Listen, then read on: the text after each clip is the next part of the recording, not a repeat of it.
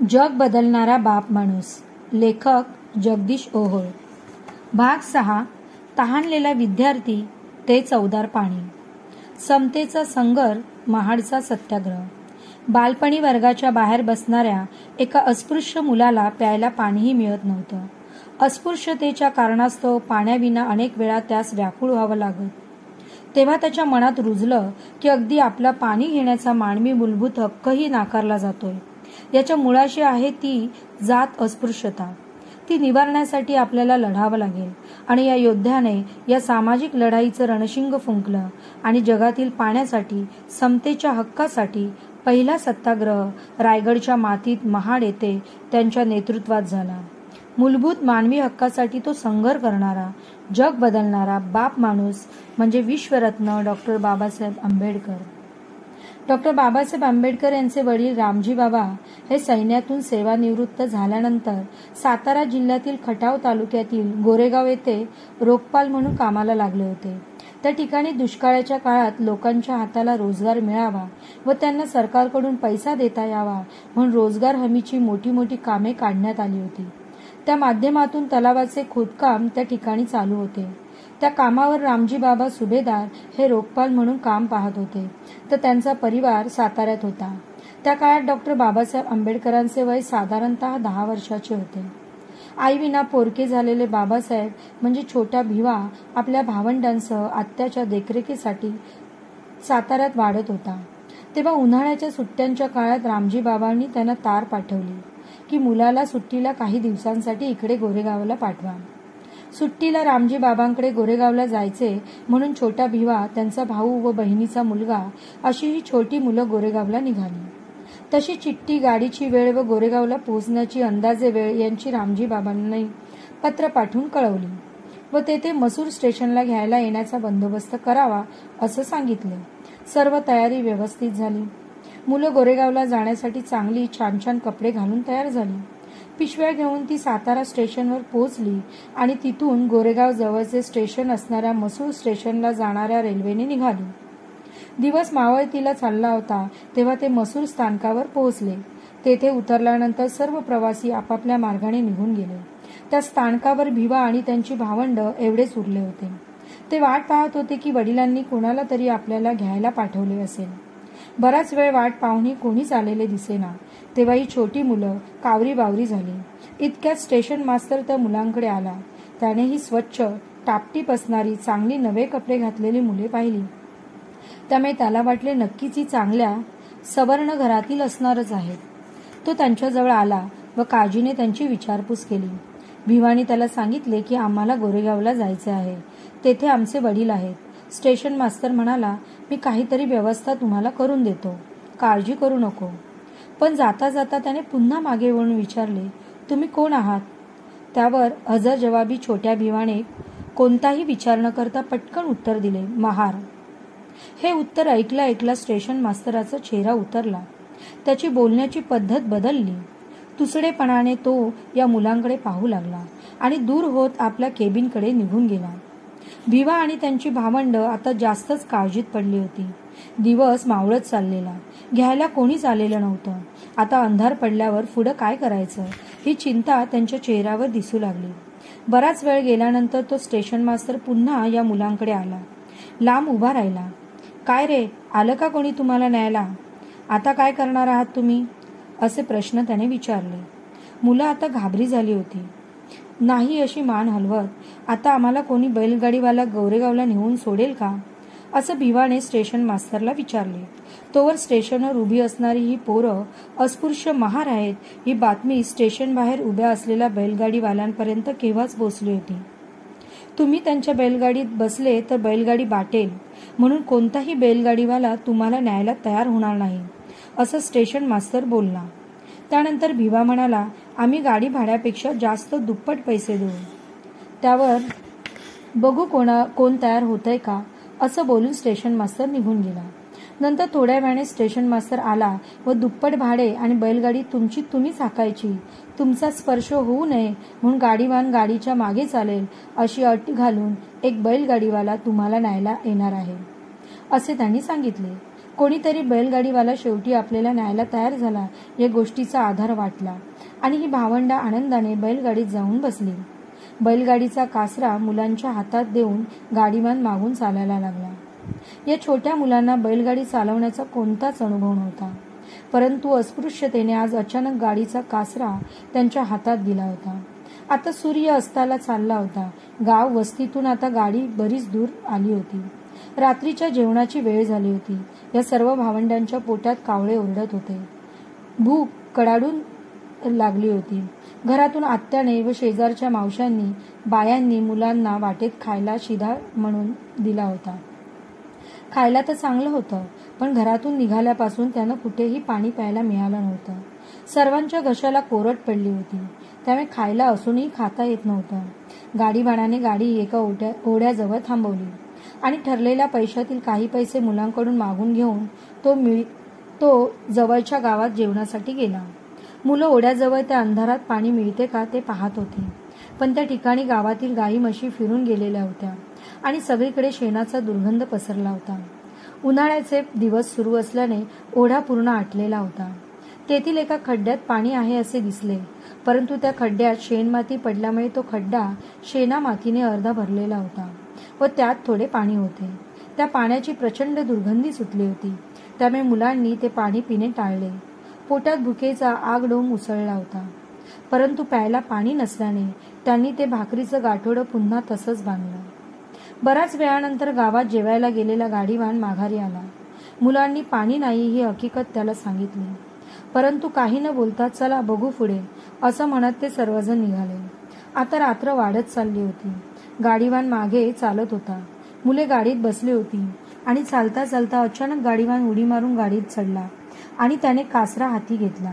भीमराव आणि मुलांना कळले ना की इतका वेळ अस्पृश्यतेच्या नावाखाली चालत आलेला गाडीवान आता गाडीत कसा चढला.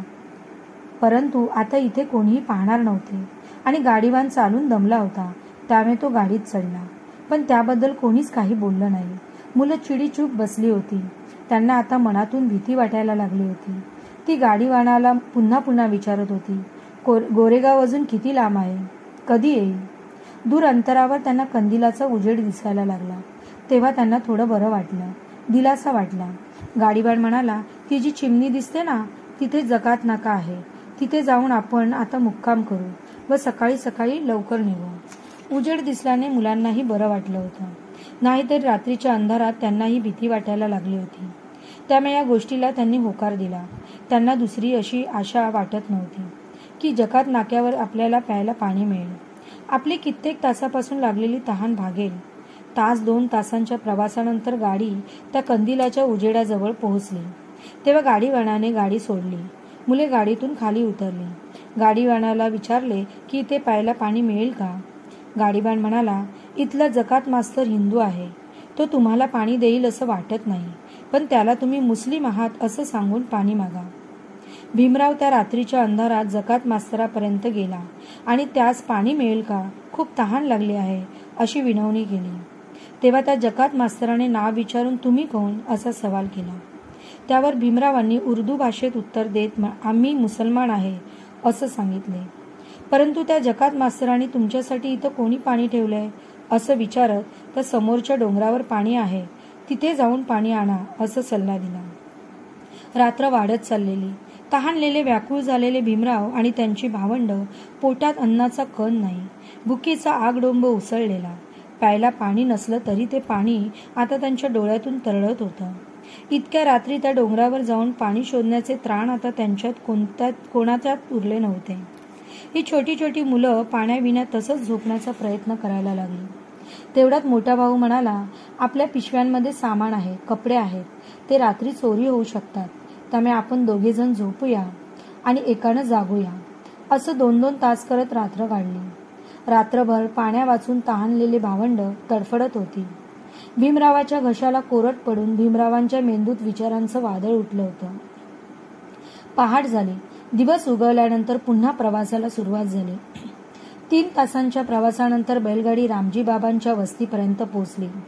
रामजी बाबा समोर दिसताच मुलांनी बैलगाडीतून उड्या टाकल्या आणि रामजी बाबांना जाऊन मिठ्या मारल्या.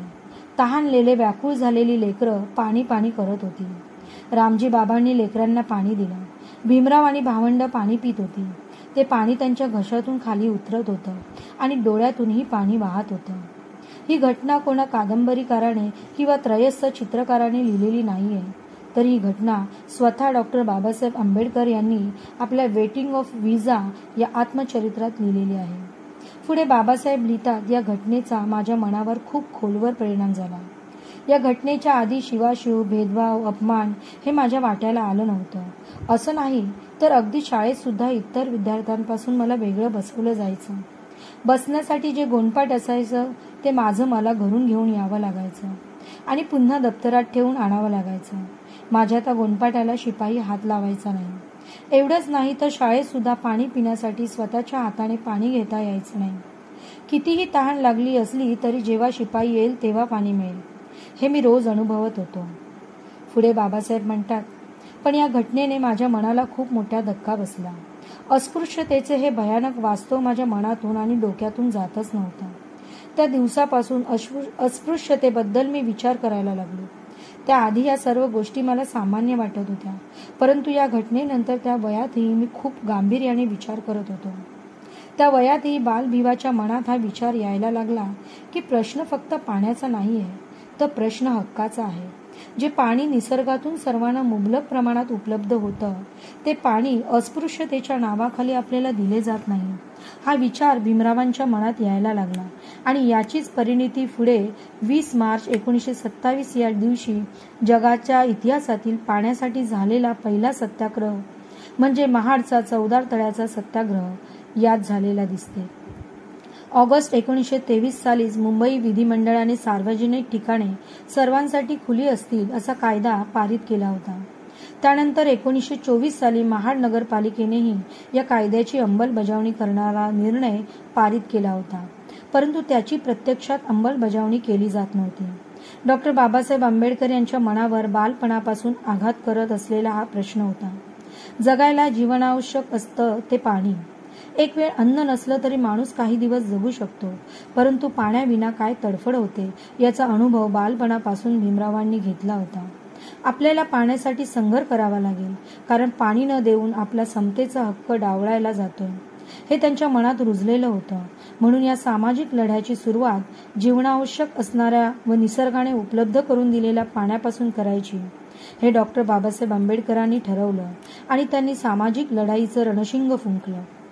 महाडचे चवदार तळे अस्पृश्यांसाठी खुले व्हावे ही डॉक्टर बाबासाहेब आंबेडकरांच्या पहिल्या मोठ्या सामाजिक आंदोलनाची घोषणा होती. डॉक्टर बाबासाहेब आंबेडकरांचे मूळ गाव आंबवडे हे कोकणातीलच व याच कोकणच्या भूमीमध्ये बाबासाहेबांनी सामाजिक क्रांतीचं रणशिंग फुंकलं. छत्रपती शिवाजी महाराजांनी निर्मिलेल्या स्वराज्याची राजधानी ही कोकणातील रायगडच आणि त्याच रायगड जिल्ह्यात असणाऱ्या महाड येथील चवदार तळ्यापासून नव्या सामाजिक क्रांतीच्या लढाईला खऱ्या अर्थाने सुरुवात झाली. बाबासाहेबांनी ही लढाई उभी करत असताना महाड येथील अनेक समविचारी पुरोगामी सामाजिक कार्यकर्त्यांनाही सोबत घेतलं. त्यामध्ये महाड नगरपालिकेचे अनंत विनायक चित्रे, सुरेंद्रनाथ टिपणीस, गंगाधर नीलकंठ सहस्त्रबुद्धे आदी लोक होते. महाड येथे जाहीर सभा आयोजित करायची व त्यानंतर समूहाने चवदार तळ्यावर जाऊन प्रत्यक्ष पाणी प्राशन करायचे असा कार्यक्रम ठरला होता. बाबासाहेबांच्या अहवालानंतर हजारो अस्पृश्य बांधव त्या सत्याग्रहासाठी महाडला निघाले. विशेष गोष्ट या ठिकाणी सांगावीशी वाटते की या सत्याग्रहास येणाऱ्या मंडळींना आवर्जून विनंती करण्यात आली होती की प्रत्येकाने येताना आपल्याबरोबर ताट, तांब्या, कांबळी व 3 दिवस पुरेल इतकी भोजनाची सामग्री आपापली घेऊन यावी.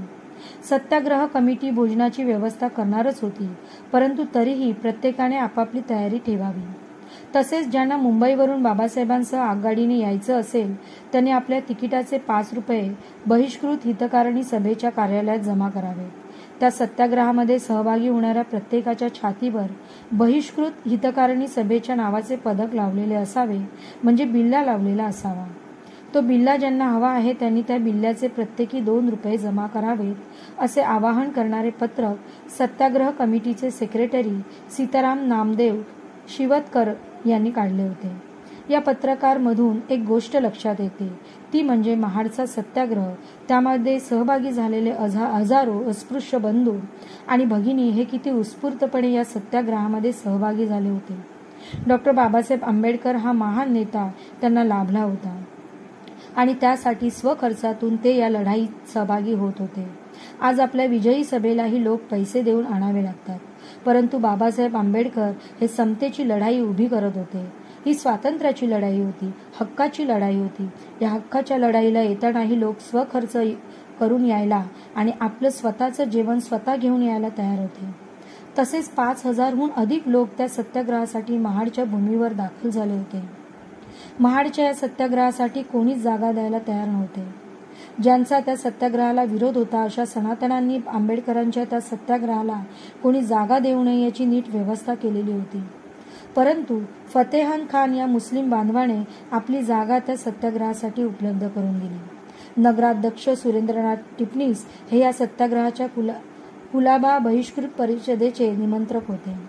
महाडच्या त्या सत्याग्रहासाठी आलेल्या हजारो लोकांना पिण्यासाठी पाणी कुठून मिळणार हा प्रश्न होता. तेव्हा या हजारो लोकांना पिण्यासाठी एका उच्च जातीय व्यक्तीकडूनच 40 रुपयाला पाणी विकत घेण्यात आले होते. ही गोष्ट विशेष आहे. जसं बैलगाडीवाला गाडीवान अस्पृश्यांना स्पर्श होईल, विटाळ होईल म्हणून गाडीत घेत नाही, परंतु दुप्पट गाडी भाडे दिल्यानंतर मात्र गाडीत बसवतो. लोकवस्तीतून जाताना तो अस्पृश्य पोरांसोबत गाडीत बसत नाही, परंतु अंधाऱ्या वाटेत लोकवस्ती नसलेल्या ठिकाणी मात्र तो अस्पृश्य मुलांसोबत गाडीत बसतो. या विचार करण्यासारख्या गोष्टी आहेत. 19 व 20 मार्च 1923 या 2 दिवशी देशाच्या इतिहासातील महत्त्वाचा ठरलेला महाडचा सत्याग्रह सुरू होता. या परिषदेला 5,000हून अधिक बांधव उपस्थित होते. विशेष म्हणजे यामध्ये महिलांची संख्या ही पुरुषांपेक्षा अधिक होती. बाबासाहेबांच्या आवाहनाला प्रतिसाद देत अनेक भगिनी आपल्या चिलापिलांसह त्या सत्याग्रहामध्ये सहभागी झाल्या होत्या. बाबासाहेब या सर्व भगिनींना आपल्या भाषणामध्ये विशेष आवाहन करतात की आता आपण आपल्या अस्पृश्यतेच्या ज्या निशाण्या आहेत त्या आपण मिटवल्या पाहिजेत. जसं की पुरुषांनी हातात काठी घेऊन फिरणे, स्त्रियांनी गुडघ्यापर्यंत लुगडं गुंडाळणं हे आता थांबलं पाहिजे. आया बहिणींनो, आता तुम्हीही उच्चवर्णीय स्त्रियांप्रमाणे टाचेपर्यंत पायघोळ असणारे लुगडं नेसा. मुलांबाळांना स्वच्छ ठेवा, त्यांना चांगले कपडे घाला, त्यांना शिकवा. हे सामाजिक सुधारणाचे आवाहन बाबासाहेब करतात. या ठिकाणी आम्ही ही गोष्ट आवर्जून लक्षात घेतली पाहिजे की ज्या काळात स्त्री घरातून बाहेर निघत नव्हती असं सांगितलं जातं, त्या काळात स्त्रियांना सामाजिक चळवळीचं भान नव्हतं, कारण गावगाड्यातली स्त्री शिकलेली नव्हती. चूल आणि मूल यांच्या पलीकडे त्यांचे विश्व गेलेले नव्हतं. त्या काळात बाबासाहेब सामाजिक चळवळीच्या आंदोलनासाठी हजारो स्त्रियांना एकत्र आणतात. उत्स्फूर्तपणे त्या महिला भगिनी या आंदोलनात सहभागी होतात. जीवाची पर्वा न करता आपल्या मुलाबाळांना घेऊन त्या सत्याग्रहात सहभागी होतात. स्त्रियांना सामाजिक चळवळीमध्ये सहभागी करून घेण्याचं मोठं कार्य एक प्रकारे डॉक्टर बाबासाहेब आंबेडकर या ठिकाणी करताना दिसून येतात.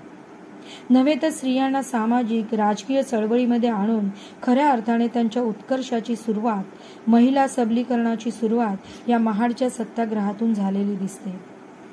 पुढे बाबासाहेब आपल्या भाषणामध्ये जे मांडतात ते खऱ्या अर्थाने या देशाच्या नव्हे तर जगातील सामाजिक चळवळीला नवे वळण देणारे भाषण आहे. ज्याप्रमाणे भारतात अस्पृश्यांवर या ठिकाणी अनन्वित अत्याचार होत होते, भेदभाव होत होते, त्यांचा स्पर्शही विटाळ समजला जायचा आणि अशाच प्रकारे जगातल्या अनेक देशांमध्ये त्या काळात अस्पृश्यता होती. बाबासाहेबांनी ती पाहिली होती, अभ्यासली होती आणि त्याच समकालात बाबासाहेब या अस्पृश्यतेविरोधात रणशिंग फुंकतात. महाडच्या त्या सत्याग्रहामध्ये भाषणाला उभे राहिलेले बाबासाहेब अस्पृश्यतेवर प्रहार करताना आणि त्या सत्याग्रहाची नेमकी भूमिका मांडताना म्हणतात, सत्याग्रह कमिटीने आपणास महाडला बोलावले आहे. ते महाडच्या 14 तळ्याचे पाणी पिण्याकरिता बोलावले आहे असा आपला समज होऊ देऊ नका. 14 तळ्याचे पाणी प्यायल्याने तुम्ही आम्ही अमर होऊ अशातलाही काही भाग नाही. आज पोवत 14 तळ्याचे पाणी प्यायलो नव्हतो तरी तुम्ही आम्ही असे मेलो नव्हतो.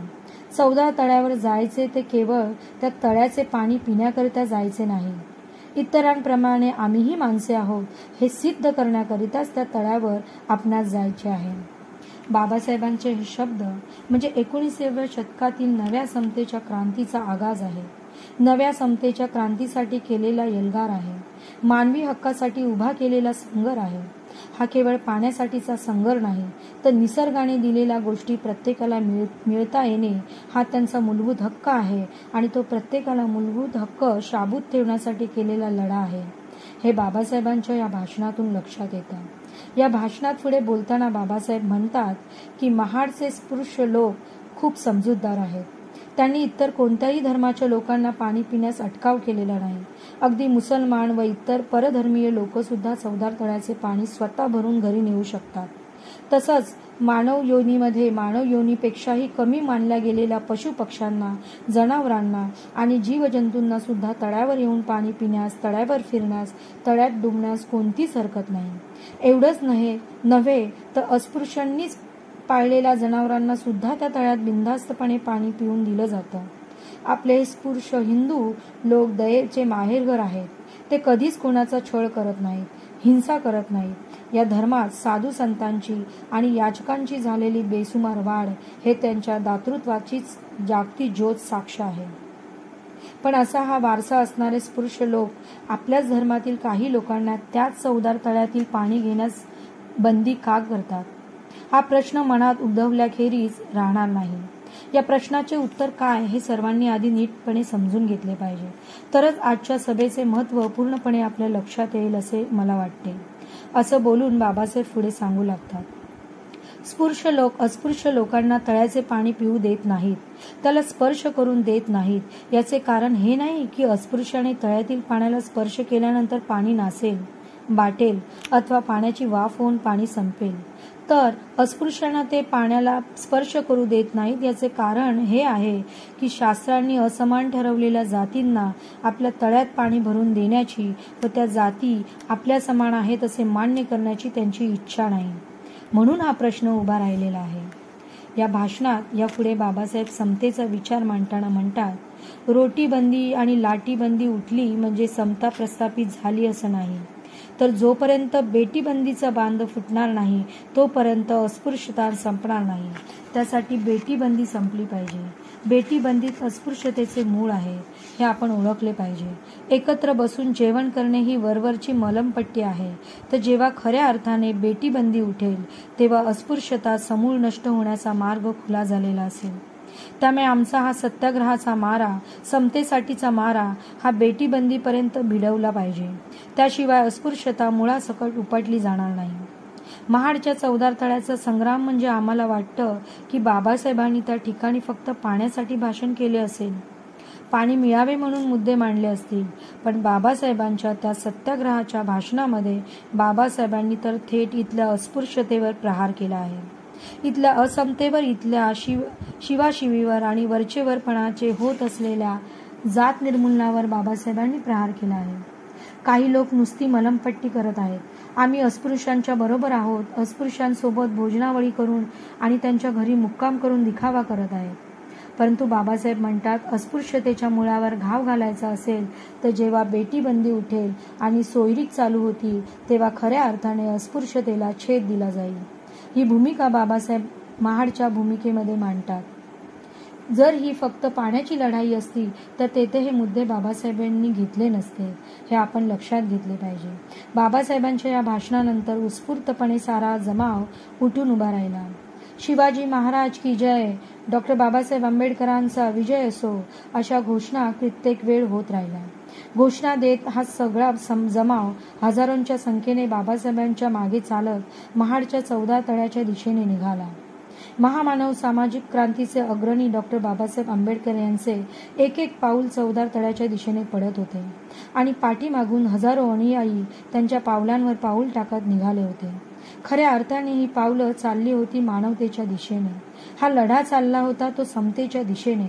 हा लढा, हा मोर्चा, ही पावलं केवळ पाणी पिण्यासाठी निघाली नव्हती, तर ही पावलं या जगातील इतिहासातील एका नव्या क्रांतीची नोंद करण्यासाठी चालली होती. या जगाच्या इतिहासात आजवर अनेक आंदोलनं झाली असतील, परंतु पिण्याचं पाणी हक्काने मिळावं, तो आमचा मूलभूत हक्क आहे हे सांगणारं जीवनावश्यक पाण्यासाठीचं हे आंदोलन, हक्कासाठीचं हे आंदोलन उभं करणाऱ्या क्रांतीसूर्याच्या मागे ही त्यांची लेकरं निघाली होती.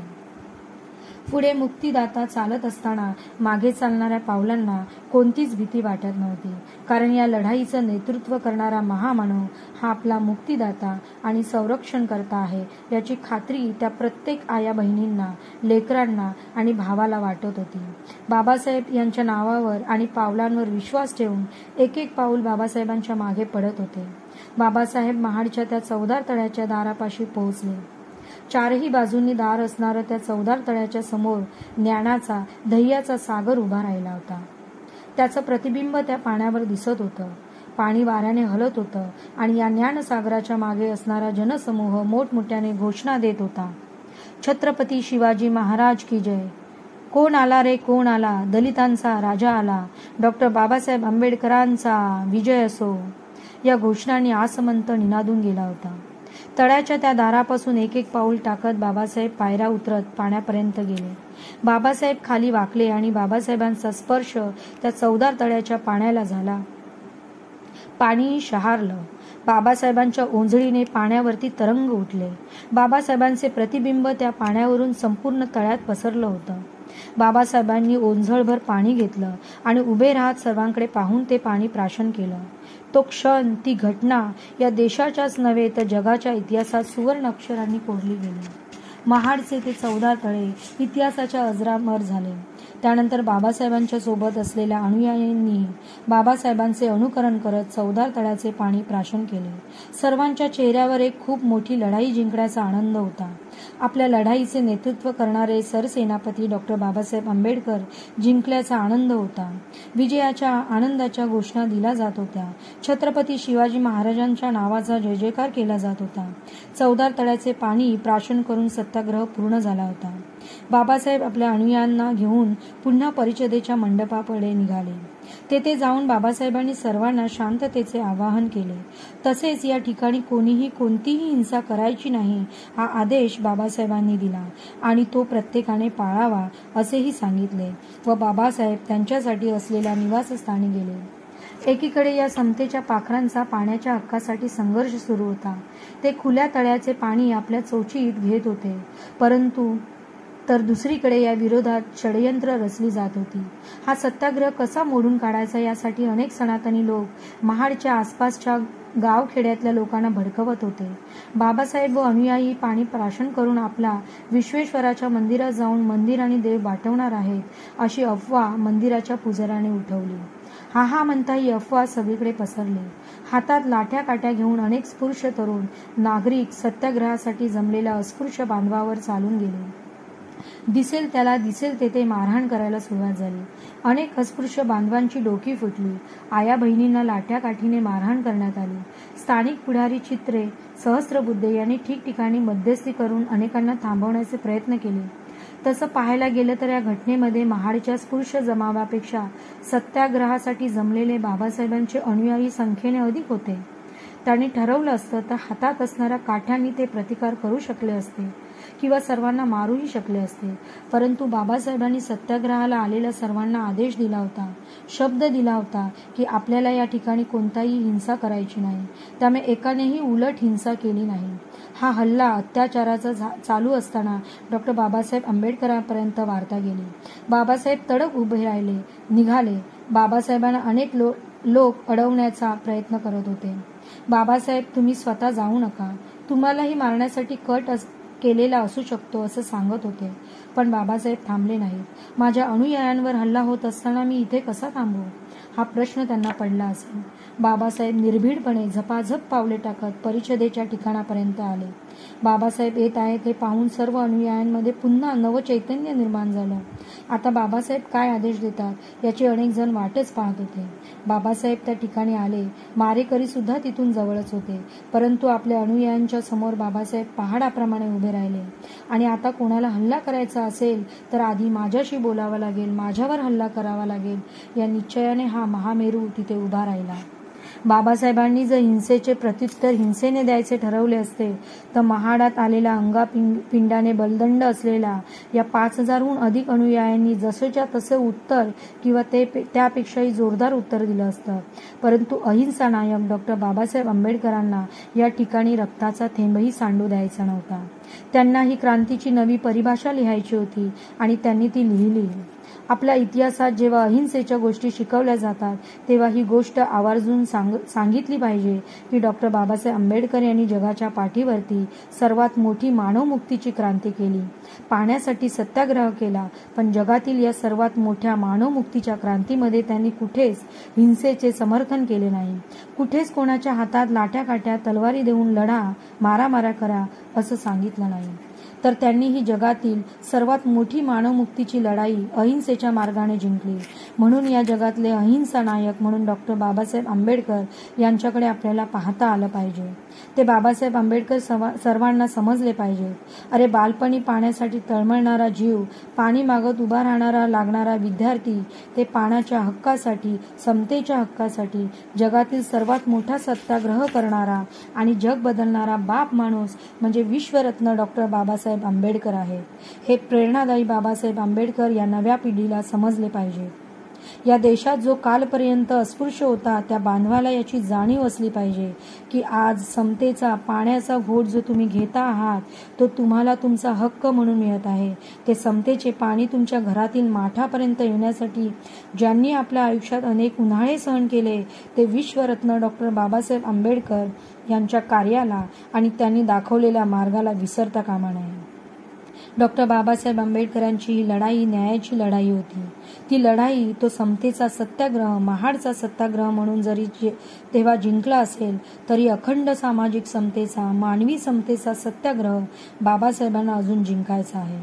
त्याची लढाई अजूनही सुरू आहे. कारण हा सत्याग्रह, ही लढाई जर समतेसाठीच होती, जातीयते विरोधातील होती, अस्पृश्यते विरोधातली होती, तर ही जातीयता आजही पूर्णतः संपलेली नाही. बाबासाहेबांनी ही लढाई त्यांच्या विचारांच्या वारसदारांना आपल्या खांद्यावर घेऊन पुढे जावे लागेल. ही लढाई पुढे जात असताना आज या देशाची स्थिती काय आहे हे आम्हाला पाहावं लागेल.